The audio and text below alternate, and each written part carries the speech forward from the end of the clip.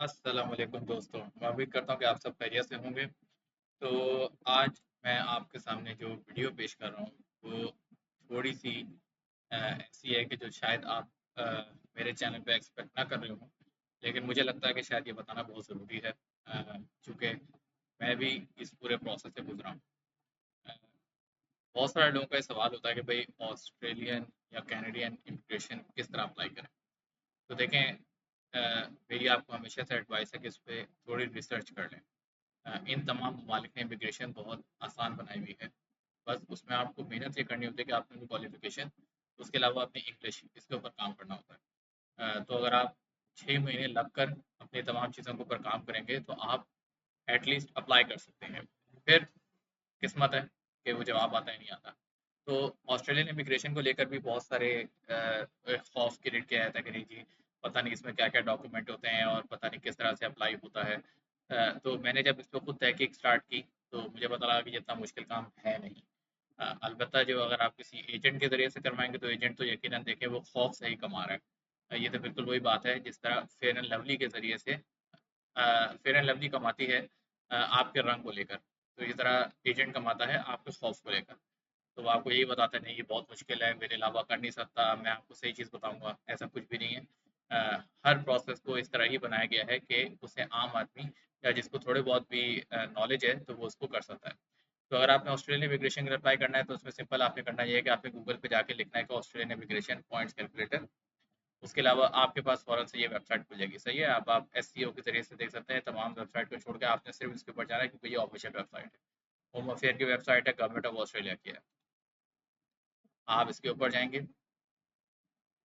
फ़ौरन से एक विंडो खुल जाएगी, सही है? ये ऑस्ट्रेलियन गवर्नमेंट के डिपार्टमेंट ऑफ होम अफ़ेयर की है, इमिग्रेशन और सिटीज़नशिप। इसमें वो पॉइंट कैलकुलेटर के लिए आपसे पूछेगा कि भाई देखो बिज़नेस, इनोवेशन या इन्वेस्टमेंट वीज़ा चाहिए जो कि 188 कहलाता है। स्किल्ड इंडिपेंडेंट वीज़ा है जो कि 189 कहलाता है। स्किल नॉमिनेटेड वीज़ा है जो कि सब क्लास 190 कहलाता है। स्किल रीजनल प्रोविजनल वीज़ा है जो कि 489 कहलाता है। स्किल्ड वर्क रीजनल प्रोविजनल सब क्लास 491 कहलाता है।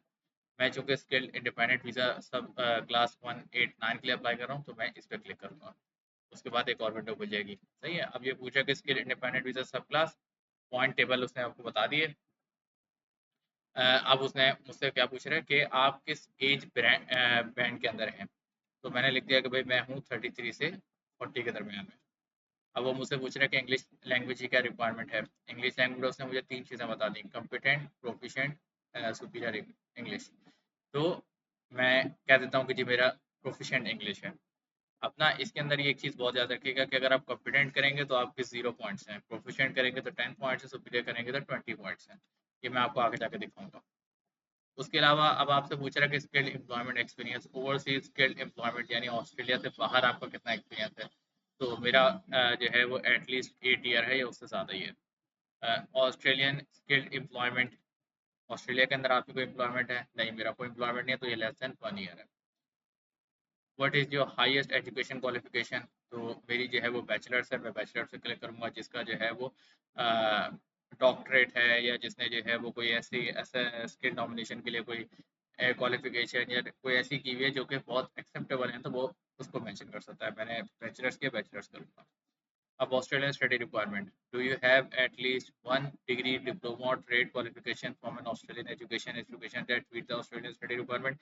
No. मैं कभी ऑस्ट्रेलिया गया ही नहीं तो मेरा पास कोई नहीं है। अगर किसी के पास है और कोई ऑस्ट्रेलिया में रहकर अप्लाई कर रहा है तो वो इस पे यस कर सकता है। Do you have master's by research or doctorate degree from Australian education institution that include at least 2 year program to relevant field? No. मेरे पास वो भी नहीं है। Credential community language, have you been accredited at the paraprofessional level or certified at the मतलब वो बता रहा है कि एक बेसिकली होता है कि national accreditation authority for translators and interpreters है जो कि नाटी कहलाता है। इसमें ये होता है कि आप अपनी लोकल लैंग्वेज को उसका टेस्ट दिया जाता है, सही है? जैसे मेरी उर्दू है तो उर्दू का टेस्ट दिया जाएगा, उसके अंदर उर्दू के मुतल्लिक सारे एक पूरा असेसमेंट तरीका होगा, वो करते हैं आप। तो मैंने वो भी नहीं दिया हुआ। सही है। उसके अलावा क्या है कि study do you have atleast one degree diploma or trade qualification from an Australian education institution that satisfy the Australian study requirement obtain by living and studying and living in eligible area of the regional.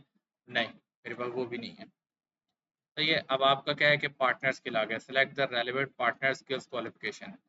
तो मेरी spouse हैं जिनका majority का ये मैं मतलब मेरे को अपनी स्पाउस नहीं, मैं सभी की बात कर रहा हूँ कि मेजोरिटी का होता है कि स्पाउस होती है तो उनकी कॉम्पिटेंट इंग्लिश होती है। सही है। अब अगर किसी की स्पाउस बहुत हाई क्वालिफाइड है, इंजीनियर है, डॉक्टर है, तो वो इसको आगे उसके अलग से सेटलमेंट करवा के उनकी इंग्लिश को और वही कर सकता है। इसके पॉइंट्स ज़्यादा है, इसके 10 पॉइंट्स हैं और जो कॉम्पिटेंट है उसके 5 पॉइंट्स हैं। और अगर आप सिंगल हैं, मतलब एक आपका कोई मतलब कोई शादी वादी अभी तक नहीं हुई, तो आपको पूरे पॉइंट्स मिलेंगे, 10 पॉइंट्स। फिर आपने क्या किया भाई, do you complete a professional year in Australia? नहीं। सही। अब उसने मेरे पॉइंट्स कैलकुलेट कर दिए। पॉइंट्स कैलकुलेट में क्या हुआ कि मेरी एज के आगे 25 पॉइंट्स, मेरी इंग्लिश लैंग्वेज के आगे 10 पॉइंट्स, वर्क आउटसाइड ऑस्ट्रेलिया आगे 15 पॉइंट्स, क्वालिफिकेशन के आगे 15 पॉइंट, ऑस्ट्रेलिया स्टडी रिक्वायरमेंट नहीं है, नहीं है। उसके बाद पार्टनर स्किल के आगे 5 पॉइंट्स और टोटल मेरे पॉइंट्स हो गए 70 पॉइंट्स। अब ये मिनिमम पॉइंट्स होते हैं 60, मैक्सिमम तो आप 100 से भी अब जा सकते हैं। डिपेंड करता है कि आपके पास क्या क्वालिफिकेशन है। तो ये देखें, सिंपल तरीका है, सिंपल तरीका है कि आप इस तरह से अपने क्या पॉइंट कैलकुलेट कर सकते हैं। इस पर हम मजीद, जैसे मिसाल के तौर पर इंग्लिश लैंग्वेज के ऊपर अगर मैं मजीद काम करूँ, इंग्लिश जैसे मैं खोल लेता हूँ कि इंग्लिश टेस्ट के ऊपर मैं मजीद सुपीरियर कर देता हूँ इसको। तो सुपीरियर करने के बाद क्या होगा, मेरे पॉइंट्स के अंदर जो इंग्लिश लैंग्वेज है 20 हो जाएगा और 20 होने के बाद जो मुझे मिलेगा 80 पॉइंट्स मिलेंगे। तो ये तो आप 80 पॉइंट्स ऐसे अप्लाई कर सकते हैं। उसके अलावा अगर आप नाटी दे देंगे तो वो 85 पॉइंट्स हो जाएंगे, तो वो मैक्सिमम अच्छे पॉइंट्स हैं आपके पास, आप कर सकते हैं। तो इस तरह से कर सकते हैं। लेकिन अगर आप जैसे आप एज का फैक्टर है, अगर आप 25 से 33 के दरमियान में हैं, तो आपके पॉइंट्स 30 हो जाएंगे, आप 85 पॉइंट्स पे आ जाएंगे। तो इस तरह से आप कैलकुलेट कर सकते हैं। इससे आपको पता लग जाएगा भाई आप कहाँ लाई करते हैं। अब आपने इसके हिसाब से अब आप चाहे तो स्किल्ड नॉमिनेटेड वीज़ा, आप जैसे मान लेते हैं कि मैं इसके नॉमिनेटेड 190 पे अप्लाई कर रहा हूँ, तो मैंने 33 से लेकर 40 पे अप्लाई कर दिया। इंग्लिश लैंग्वेज पे चला गया, मेरा प्रोफिशिएंट है, मैंने प्रोफिशिएंट कर दिया। ओवरसीज ऑल्सो मेरा 8 इयर्स हो गया। स्किल माइग्रेशन मेरा एटलीस्ट मेरा जो है वो लेस देन 1 ईयर हो गया। बैचलर्स डिग्री हो गई, ऑस्ट्रेलिया स्टडी रिक्वायरमेंट हो गई, नो। उसके अलावा जो है वो स्पेशल एजुकेशन है, मास्टर्स डिग्री, नो। उसके बाद जो है वो क्रेडेंशियल कम्युनिटी लैंग्वेज, नो। उसके बाद स्टडी नो। और पार्टनर स्किल मेरे पास जो है वो इसको मैं कंप्यूटर इंग्लिश कर दूंगा। Professional in Australia, no. Nomination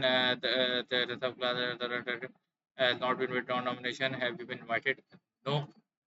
और देखें, वही बात है, वही 70 पॉइंट से हो गए। सही है। इसके अंदर अगर आप थोड़ा बहुत आगे पीछे करना चाहेंगे, अगर आप स्टेट नॉमिनेशन अगर आपकी हो गई है ना, मतलब किसी स्टेट की तरफ से आपको बुला लिया गया है, सही है, तो भी आपके पॉइंट्स इंक्रीज हो सकते हैं। 5 पॉइंट आपको मजीद मिल जाएंगे, 75 पॉइंट्स हो जाएंगे।